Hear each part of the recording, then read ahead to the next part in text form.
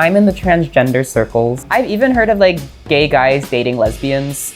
I can't even say I don't understand it because I kind of do understand it, but I can't explain it. Hi, I'm Ding En. I'm a English teacher at Core and Corner, and I'm gonna talk to y'all a little bit about dating today.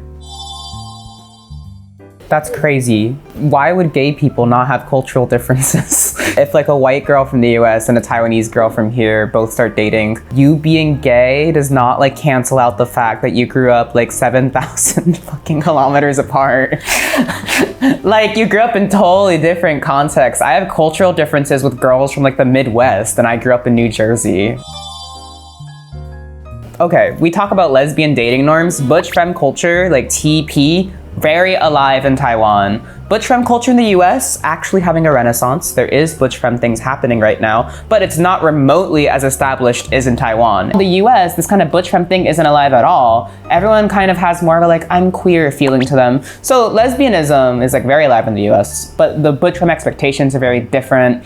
And in the US, I think that there's a lot more relationships where people might both be like non-binary, for example, or people just might have different expectations about how they're going to play masculine and feminine roles. And you know, appearances as well, that kind of thing. There's totally different cultural currents. Like forgetting just like basic language difference, you know, differences in like your lifestyle and like differences in your cultural background growing up, even in just like romantic expectations specifically, I think things are still really different. It really depends on the group. I know some lesbians who just hate men, including gay men, so they just don't hang out with any men. But like, I'm in the transgender circles and I have many transgender friends who are of many different genders, so I hang out with all of them. I also think gay guys are so fun to hang out with, so I like hanging out with gay guys. And I also love lesbians, so I love hanging out with lesbians. I think most people don't care that much, but there's a minority who are very strong about their gender lines. I've even heard of like gay guys dating lesbians. I can't even say I don't understand it because I kind of do understand it, but I can't explain it. I just think it's because of the nature of their relationship. And I think it's easier when you're like a gay person to feel lonely when you haven't, you know, seen anyone in a long time. It's really difficult when you feel isolated and like your town hates you. Or you don't feel like you have friends of any kind. I think a lot of gay people, especially honestly, I see this a lot with trans communities. I feel like because of their gender or sexual identity, they can be really ostracized. They can be like rejected by their local group. So I think that there's a tendency to jump to romantic relationships with anybody. So there's also like a lack of friendships. Like with everybody, there's always kind of like, oh, well, maybe we could be this or that because you're so starved for anything and you jump at the first chance to have any kind of romantic relationship. Because of course, you know, people are lonely. And I also think that's a reason, I don't know, people might disagree. I think that's a bit of a reason that polyamory is just really widespread also in these communities. I just think that it's like a result of like a difficulty distinguishing friendships and like romantic relationships because of like a desperation for anything.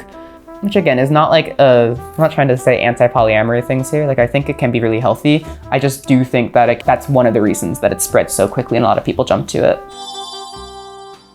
So 一对一 we call monogamy, but polyamory is not 真正的交往. Polyamory is also serious dating.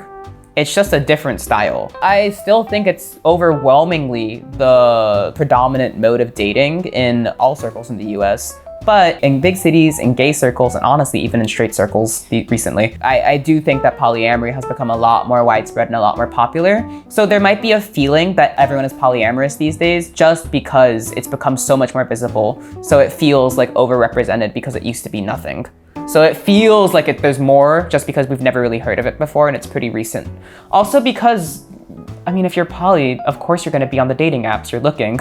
So you just feel like you see a lot of poly people because poly people are always looking. They never go off the dating apps. Where monogamous people probably go off after they find a partner. Probably. So that's all for today. I hope that could help everyone understand a little bit more about some of the differences in dating between Taiwan, America, and some other parts of the English-speaking world. Of course, these are just my ideas, my opinions about these terms. It's all just me. Other people might have different ideas, different opinions. But yeah, happy dating. Good luck.